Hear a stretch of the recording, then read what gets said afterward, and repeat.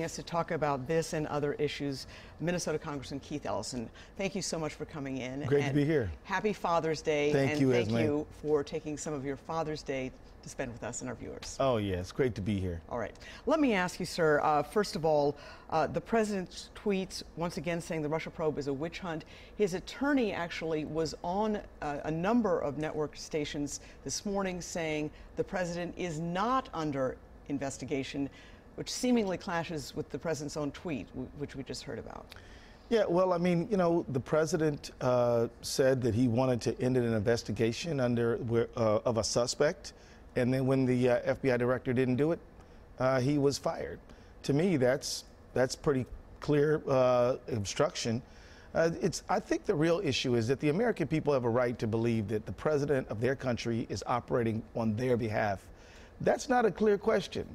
Is he encumbered with the Russians, with his financial backers, and he's also getting sued for violations of the emoluments clause? I mean, if he could solve all these problems if he just did some transparency, give up the taxes, put all your assets in a blind trust. What is the real story with you and the Russians over here so we can have some real confidence? Why were you sort of cheerleading them when they were clearly trying to hack into the DNC, hack into voter files and things like that? If we could just get some answers, we might be able to move on. But he just digs in deeper and deeper and is engaged in this self-delusion about how great he's doing. All right. And a number of Republicans agree with your point on Russia. Senator Rubio saying this morning he wants to see the Russia investigation go forward. But let's talk about that poll. I know that other polls don't show him doing quite that well, but there's no question that, especially amongst Republicans, he still enjoys very high approval ratings, and that Rasmussen poll was at 50%. You know, I believe Republicans love this country, and they want to be confident that, you know, their president's working on behalf of the American people. All I say is to folks who continue to just give this blind allegiance to Trump is that, you know, we don't swear allegiance to the president. We swear allegiance to uphold and defend the Constitution of the United States. And so I urge people to do that. He's violating the emoluments clause. He clearly tried to corruptly get an investigation canned and then fired a person when they wouldn't comply. These are serious issues. They're not party issues. Nobody made him do those things. And he's the one who admitted that he was under investigation.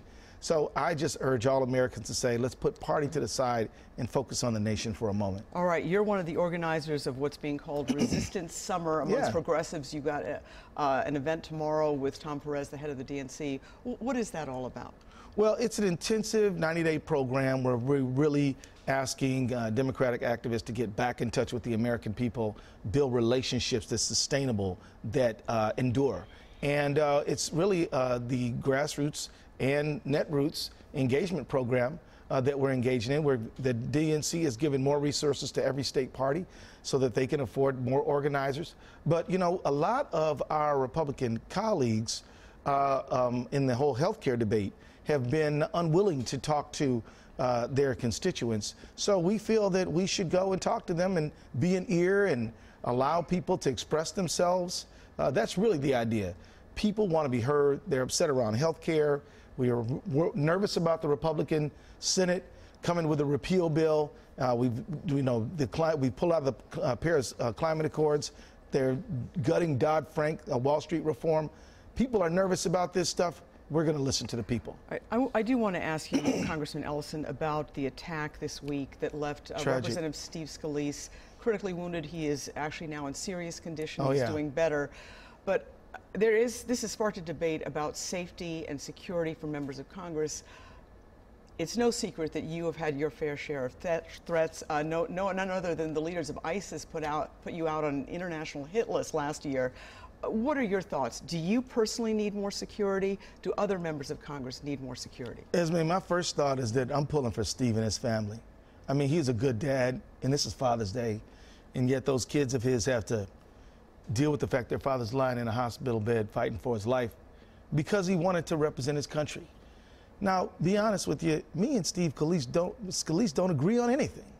But I believe he's a patriot, loves his country, and we can solve these things in a debate.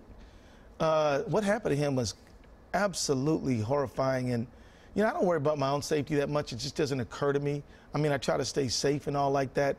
But I mean, I'm a public servant. I'm trying to do the best I can for the people who sent me to Congress, and I'm just going to keep on doing that. And I know that if you know we just keep on plugging ahead. All right. I do want to ask you quickly about the Yanez verdict. You said in a statement, today's verdict reopens old wounds. Oh, yeah. A lot of people are very, very upset. This is the justice system working the way it should be, or the way some people feel it should be. This was a jury. That was the verdict. Yeah, I'll say this. John Choi, I'm grateful to him for bringing the case. This is one of the rare times when cases get brought. And, but, you know, I am disappointed that the jury chose to acquit.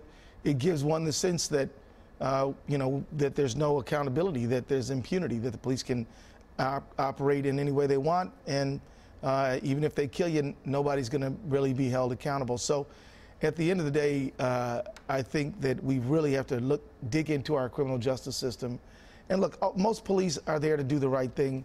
But on the occasions when things go horribly wrong, it happens so much that it feels systemic.